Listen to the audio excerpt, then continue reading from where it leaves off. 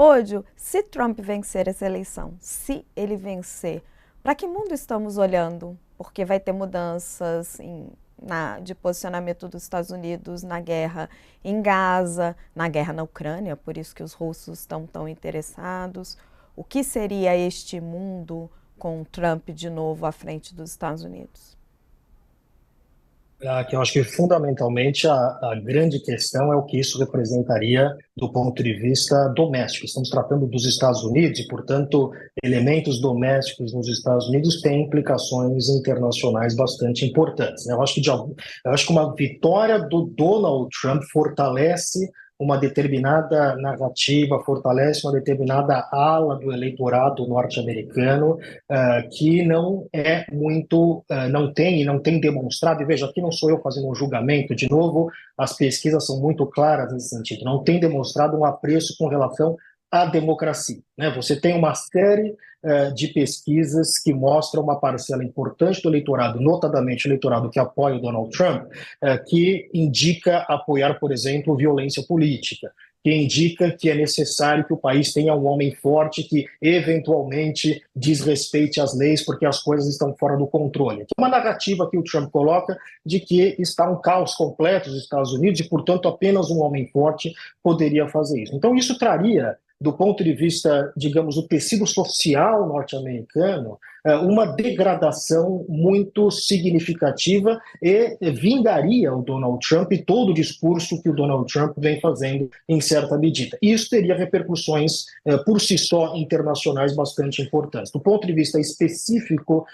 da política externa, nós devemos esperar uma política externa mais isolacionista, né, que o Trump tem colocado, e os trumpistas dentro do Congresso Nacional têm deixado isso muito claro, a ideia de que os Estados Unidos não devem arcar com os custos da liderança global, né, uma questão que caracteriza muito forte o Trump e o trumpismo é a ideia de que o Trump ele vê apenas os custos da liderança norte-americana, né? Ele não vê os benefícios, né? Ele não enxerga quais são os benefícios dos Estados Unidos, por exemplo, gastar com a OTAN, os Estados Unidos gastar com uma série de organizações internacionais, os Estados Unidos apoiar aliados, às vezes de forma unilateral, e ele olha apenas os custos, ele tem aquilo que eu chamo de uma mentalidade contábil nas relações internacionais, né? Ele olha em termos de ganhos e perdas, quer dizer, então se eu estou pagando na OTAN mais do que os meus aliados estão pagando, isso é um problema, temos que negociar como os aliados vão pagar. Ainda de novo, que essa questão da OTAN tenha alguma legitimidade, é uma pauta que já vinha até do governo Obama, mas isso é uma ilustração muito clara da visão que o Donald Trump tem das relações internacionais e que me parece que é uma visão fundamentalmente isolacionista e, em certa medida, desconsiderando, alguns acham que isso até seria positivo, mas desconsiderando fatores morais e fatores de valores democráticos na condução da sua política externa, aquilo que alguns associariam até a uma política externa realista, né, que não é algo, de novo, dentro da tradição norte-americana. Então, certamente, para ficar apenas um exemplo, que é muito claro, devemos esperar, por exemplo, que os Estados Unidos não continuem a apoiar a Ucrânia, razão pela qual o Vladimir Putin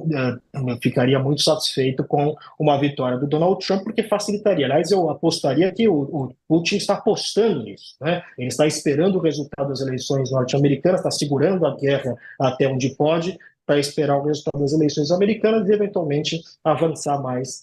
na sua guerra de agressão contra a Ucrânia. Então, isso é uma questão que certamente vai, de alguma forma, encorajar líderes como Vladimir Putin, líderes como Xi Jinping, no momento em que o sistema internacional passa por uma transformação importante, né? A visão que o Biden tem desse sistema internacional é uma visão também, de alguma forma, simplista, né, de um embate entre democracias e autocracias. O Donald Trump não vê dessa forma, na verdade, ele é alguém que admira líderes autoritários, né, tem uma admiração pelo ditador da Coreia do Norte, ele tem uma admiração pessoal pelo Xi Jinping, apesar dele criticar muito a China. Então, isso demonstra claramente aí,